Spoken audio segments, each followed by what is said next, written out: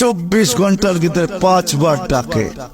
আমি তো বলি আল্লাহ নামাজের জন্য ডাকে না। ওলামা হয়তো একমত নাও হইতে পারে আমার সাথে, আল্লাহ নামাজের জন্য ডাকে না। এই উম্মতকে এতটুকু ভালোবাসেন, এতটুকু ভালোবাসেন যে আল্লাহ কথা বলার জন্য ডাকেন, নামাজের জন্য ডাকেন না। এই জন্যই মনে হয় কিতাবালা লেখছে মুসাল্লি উনাজি রব্বা, নামাজি আল্লাহর সাথে কথা বলে।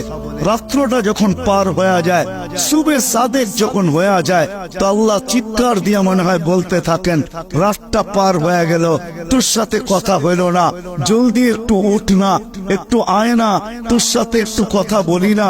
আবার যখন সকাল একটা ফজর একটা শেষ হয়ে যায়, আবার দুপুর আসে, তখন যেন আল্লাহ বলতে থাকে, সেই সকালে কথা হইল, এখন তো দুপুর হয়ে গেল, তোর সাথে কথা হয় না, একটু আয় না, দুপুরে একটু কথা বলি না।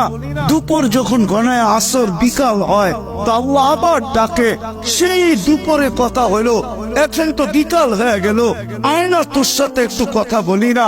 বিকালের পরে যখন সূর্য ডুবে যায়, তো আল্লাহ আবার বলে, সেই বিকালে কথা হইলো, আর সূর্যটা ডুবে গেল, এখন তো রাত্রই হয়ে গেল, আয় না, তোর সাথে একটু কথা বলি না, যেটাকে মাগরিব বলে।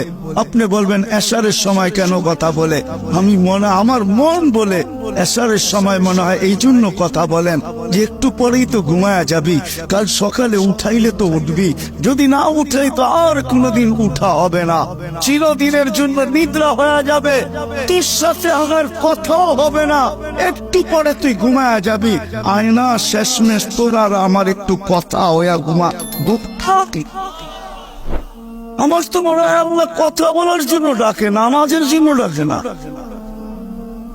এই মজমায় একজন হাত উঠাইতে পারবে কিনা আমার সন্দেহ আছে যে আমরা যে নামাজ পড়ি আজ পর্যন্ত ওলামা ছাড়া একজনও এখানে হবে না। অথচ কুমিল্লা, নোয়াখালী, কুমিল্লা এই বেল্ট ওলামাদের জায়গা।